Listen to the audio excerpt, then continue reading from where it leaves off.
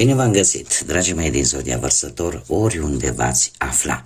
Bine ați venit tuturor pe canalul meu Tarot Flor de Loto, numele meu este Nina, pentru cei care nu mă cunosc și ca de obicei mă bucur să vă am alături la fiecare lectură. Atât pe dragii mei abonați, cum de asemenea și pe cei care poate sunteți pentru prima oară aici pe canal. Azi voi face lectura generală pentru luna martie, așa că toți cei care aveți soare, lună, Venus sau ascendentul în Zodia Vărsător, atunci această lectură este de asemenea și pentru voi. Desigur, dragii mei, nu uitați un lucru important, și anume că voi vă construiți viitorul. Așa că vă rog din suflet să luați decât acele mesaje care rezonează cu voi, iar restul lăsați-le să zboare în univers, pentru că sigur sunt pentru alte energii, pentru alte persoane care într-o mai mică sau mai mare măsură poate au legătură cu Zodia Vărsător. Așa că toți cei care aveți soare, lună, Venus sau ascendentul în Zodia Vărsător sau oricare altă planetă importantă pentru voi din cartea voastră astrală, natală, atunci această lectură este de asemenea și pentru voi. Îmi cer scuze. Așa cum v-am obișnuit, cei care mă urmăresc de ceva vreme, am scos câte o carte pentru fiecare săptămână a lunii martie, în acest fel să avem așa o imagine de ansamblu asupra întregii luni. Și avem pâine prăjită, se pare că începutul de martie vine cu ceva probleme, cu niște acuzații, poate pe care le puteți face sau pe care le puteți primi. Ceva aici se coace la foc lent, iar cea de-a doua săptămână din martie vine cu vești bune de data aceasta, vești bune pe care le veți auzi în mod direct.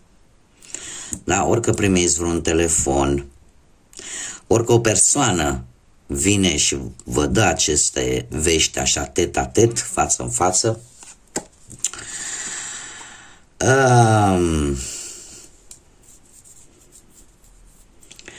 a treia săptămână avem pâinea, o perioadă de prosperitate și de abundență, lucruri bune care vin pentru voi în a treia săptămână, iar ultima săptămână din martie vine cu săgeata, cu ținta și se pare că veți reuși ceva legat de o anumită persoană.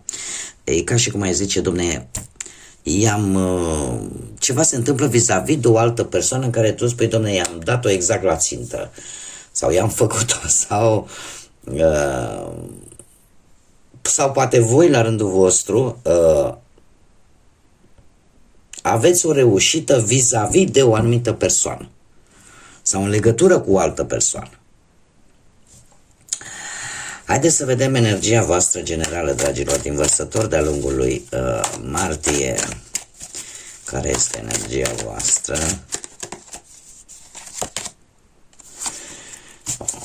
Și avem un 2 de fecioară. Avem o monedă, șanse, o energie în care ar trebui să iei în considerație anumite lucruri pro și anumite lucruri contra, trebuie să fii drept, să gândești foarte înțelept, foarte echilibrat și în permanență să privești și ambele părți ale aceleiași monede.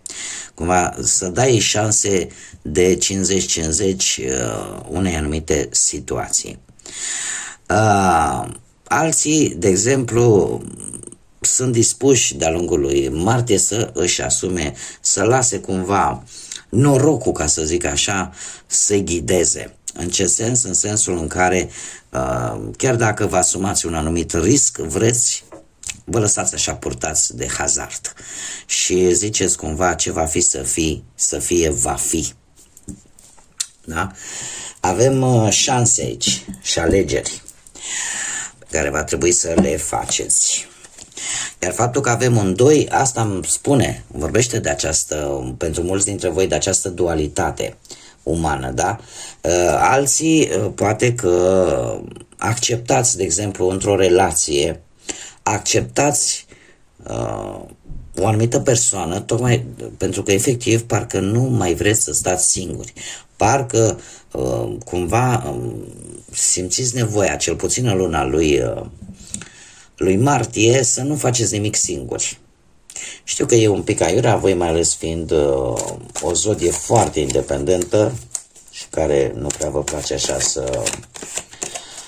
să vă faceți legături foarte profunde, pentru că iubiți foarte mult libertatea și iubiți foarte mult independența voastră. Totuși, nu știu, poate zodia Fecioară să vă spună ceva și eu aș spune că veți fi mult mai atenți la detalii, în primul și în primul rând, și în așa fel încât să eliminați cumva ceea ce nu vă folosește, să eliminați și totuși mare grijă, pentru că de multe ori toată atenția asta prea exagerată poate duce la complicarea lucrurilor. Da? Haideți să începem cu viața profesională. Viața profesională pentru voi, dragilor din Vărsător. Se pare că cu ceva timp în urmă ați primit așa o veste total neașteptată, într-un mod foarte rapid, nu știu dacă zodia Rac vă spune ceva, dar pe partea asta muncii a apărut o schimbare de loc, sau poate că unii dintre voi a trebuit să faceți o călătorie sau să vă mutați poate cu serviciu. Da? O situație care a necesitat un pic mai mult atenția voastră. Dar asta a venit în urma unei vești neașteptate și foarte rapide. Și posibil să aibă de văzut ori cu vreo călătorie, ori cu cineva din zodia Rac și care are legătură cu viața voastră profesională.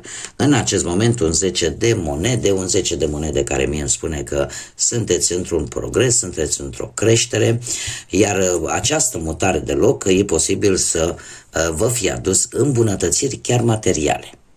Da? Sau poate să fie obținut un job mai bun decât cel anterior pe care l-ați avut, așa că cumva lucrurile merg în direcția bună. Treiul de bâte din martie îmi spune că călătoriile vor mai fi de-a lungul lui martie pe motive profesionale, așa că dacă în acest moment tu nu vezi încă rezultatele, ele vor apărea. Da? Cert este că tot apar schimbări de locație pe motiv profesional. Așa că, în cazul în care în acest moment nu ai reușit să găsești un job, sunt mari șanse să-l găsești de-a lungul lui martie. Haideți să vedem cu bănuții cum stați. Cu bănuții un 7 de cupe. Să vedem. Da, se pare că ați făcut alegerea care trebuie, dragii mei. Am aici chiar zodia voastră în prezent și aici zodii de pământ, Taur, Fecioară sau Capricorn, poate rezonează cu careva dintre voi în ceea ce privește banii, da? Situația financiară. 7 de cupe, se pare că cu ceva timp în urmă nu prea a fost un moment tare bun așa să investiți, sau poate că ați primit niște oferte foarte glamuroase, foarte strălucitoare așa, dar paradoxal, aceste oferte, unii dintre voi știu ce să alegeți. De ce? Pentru că în acest moment te bucuri de o reușită la nivel material. Cumva norocul parcă este de partea ta, așa că ori ai câștigat niște bănuți extra, ori ai făcut o afacere bună. Cert este că lucrul ăsta ți-a dat foarte multă încredere în tine și acea energie de a merge înainte. Da? Cumva alegerea a fost una inspirată. Sau poate că norocul a avut ceva de văzut. Da? Și asta poate să fie. Acest rege de monede în luna lui martie îmi spune că vei trece de-a lungul lunii printr-o fază de extindere după o muncă pe care tu ai depus-o. Dar vine cu un avertisment foarte clar și anume nu-ți asuma riscuri care nu sunt necesare, da? Asumă-ți decât acele riscuri care sunt strict necesare și încearcă să fii cât mai calculat calculată în momentul în care cheltui bănuții. Da? Adică pentru a avea stabilitate economică. Fiți prevăzători și înțelepți în momentul în care cheltuiți bănuții. Dar așa o perioadă destul de bună și destul de stabilă. Uf. Haideți să vedem acum cei care sunteți într-o pereche. Pe parte sentimentală, dragilor, voi ați trecut printr-o perioadă de transformări în ultima vreme. Nu știu dacă Zodia, și vă spun acum Scorpion, sau poate chiar Fecioară să vă spună ceva, dar tocmai pentru că ați trecut printr-o perioadă de transformări, se pare că relația nu a fost tocmai așa cum v-ați fi dorit voi. Și din câte văd aici, nu s-au făcut schimbările care trebuiau să se facă. De ce? Pentru că avem Marea Preoteasă. Încă sunt lucruri ascunse în prezent, încă cuiva aici, ori vouă, ori persoanei voastre de interes, îi este frică de singurătate. Și cumva acceptă anumite lucruri, poate din această teamă de a rămâne singuri. Dar faptul că nu se fac schimbările necesare, obstacolele și anumite probleme pot apărea în permanență și lucrul ăsta va duce la o deteriorare a relației. Pentru că în prezent, cu această Mare Preoteasă, trebuie să vă spun că ori voi, ori persoana voastră de interes, într-adevăr, treceți printr-o perioadă destul de sensibilă pentru voi și tocmai pentru că sunt lucruri care nu se spun. Sunt lucruri care se țin în interior și care nu se scot la suprafață. Iar făcând acest lucru, ori voi, ori persoana voastră de interes, schimbarea nu are cum să vină în viața voastră. Și faptul că avem un 5 de monede pentru luna martie, asta îmi spune că sentimentele sunt cumva din ce în ce mai puține. Apare, nu știu, senzația că te simți singur sau că poate perechea nu te tratează așa cum meriți și cumva mulți dintre voi veți încerca să evaluați situația și să vedeți exact de fapt cam care este problema, dar aici mi arată o sărăcie de sentimente, din păcate, pentru unii dintre voi. Din păcate sau poate din fericire, de unde să știu eu. Fiecare adaptează, eu vă spun, situațiile decât. Haideți să vedem. Pentru cei singuri care poate ați trecut printr-un divorț, ați trecut printr-o situație de separare, de învăduvie, din păcate, sau poate nu ați reușit voi să vă găsiți jumătatea până în acest moment. Nu știu dacă Zodia Bărbec vă spune ceva, dar mie mi-apare aici o energie masculină în trecutul vostru, o energie masculină care poate să fie, nu știu, cineva din familie, tată, bunic, frate mai mare,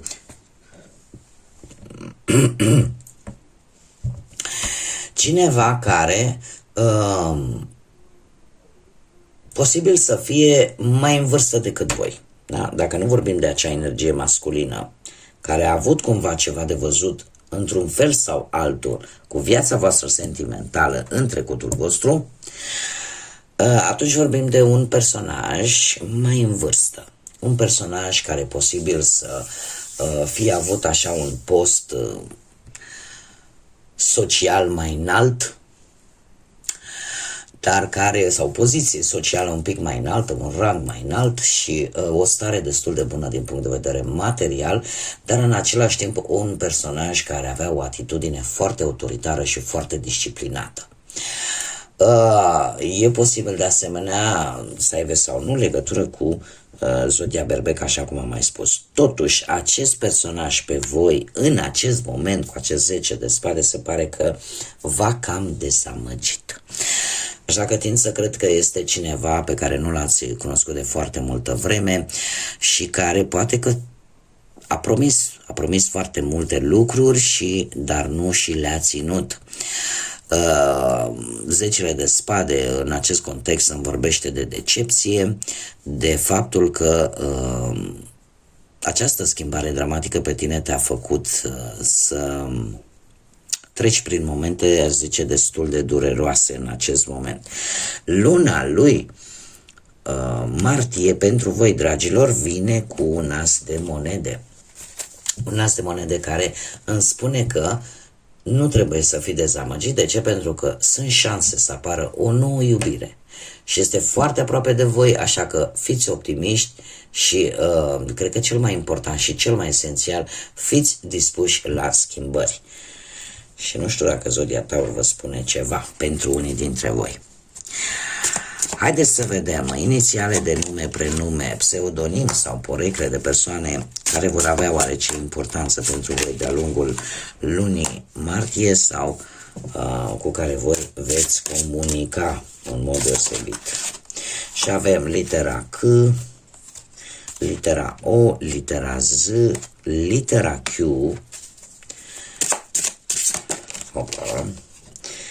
litera L, litera U, litera H și încă una, te rog,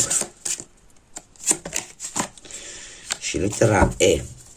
Ca și zodie, în afară de cele pe care vi le-am menționat înainte,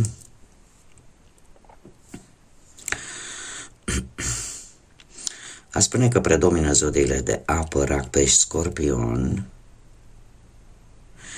Zodiile de aer, la fel ca și voi, Gemeni, Balanță, Vărsător. Și cam atât. Cam atât, deocamdată. Haideți să vedem trăsături. Trăsături ale acestor persoane cu care unii dintre voi ați putea rezona. Și avem niște trăsături, ca să zicem așa, asemănătoare cu cei care locuiesc în Australia. Asta ce înseamnă? Persoane blonde, ochi deschiși, la culoare, da, schimbători. Ați văzut, nu? Că fiecare continent are anumite trăsături. Această persoană cumva se aseamănă foarte mult cu trăsăturile acestui continent, Australia, da? Unde în general oamenii sunt blonzi, da? Și au ochii schimbători. Aici ochii ca luna, da? Această nuanță de maron, verzuie, așa. Cineva cu o statură medie, nici foarte înalt, nici foarte scund. Nu știu, medie probabil undeva la 1,70, între 1,70 și 1,80. Care are ochelari. Opa. Stați așa.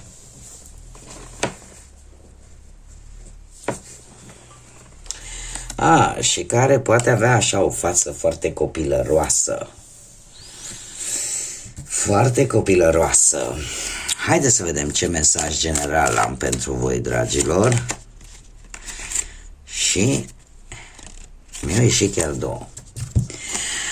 Care sunt mesajele generale pentru voi, dragilor, din Vărsător, din partea oracolului florilor? Și avem: echilibrează-ți munca, odihna și divertismentul. Și avem acest trandafir minunat galben, care ce ne spune? Este important să te distrezi și să te bucuri de viață în același timp când îți faci lucrurile de care tu ești responsabil, da? Când îți asumi responsabilitățile. Este de fapt un îndemn de a încerca să faci câte un pic din toate. Da? Și să nu te axezi numai pe un lucru și să-l neglijezi pe celălalt. Da? În viața de fapt este ca un carusel în care trebuie să avem câte un pic din toate, să ne facem timp. Și mai avem un mesaj care îmi spune: ești demnă să fii iubit, iubită. Și avem Camelia. Iubește-te așa cum ești, pentru că ești perfect așa în modul tău de a fi și cum ai fost tu creată. Tot ceea ce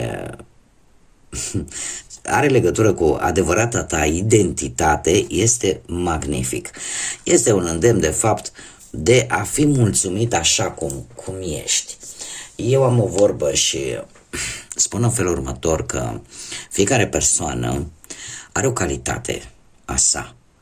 Că poate unii au calitatea de a fi, aspectul fizic să fie unul care se iasă în evidență. Alții pot ieși în evidență cu modul lor de a gândi, cu modul lor de a vorbi. Alții pot ieși în evidență cu fizicul lor, în sensul că sunt puternici, dar fiecare trebuie să aibă o calitate. Toți avem ceva care ne face unici și care ne face deosebiți. Așa că de ce nu am putea fi iubiți? Pentru simplu motiv că nu știu, poate putem să avem câteva kilograme în plus, dar să știm să vorbim și să știm să ne facem plăcuți în fața altora. Stau tot felul de exemple de genul acesta pe care vi le pot da. Așa că iubiți-vă așa cum sunteți, acceptați-vă așa cum sunteți, pentru că sunteți bine așa cum sunteți voi, atâta timp cât unele lucruri nu vă afectează sănătatea și modul vostru de a gândi, atunci sigur aveți fiecare câte o calitate de prețuit. Bun, dragii mei, aceasta a fost lectura pentru voi. Eu vă mulțumesc pentru atenție și vă aștept în continuare cu gesturile voastre, e adevărat, nu foarte pentru care mulți dintre voi nu le dați așa multă importanță, dar ele sunt importante, așa că mulțumesc și eu pentru like-uri, pentru distribuiri, pentru comentarii, le aștept în continuare, am nevoie de sprijinul și suportul vostru. Vă doresc să aveți un martie cât mai liniștit, cât mai plin de vești bune și de multă energie pozitivă, iar desigur toți cei care încă nu v-ați abonat, eu vă aștept cu mare drag să o faceți și să ne întâlnim aici pe canal împreună de fiecare dată. Așa că până la o nouă lectură, numai bine vă doresc, multă energie pozitivă și desigur să fiți iubiți, dragilor.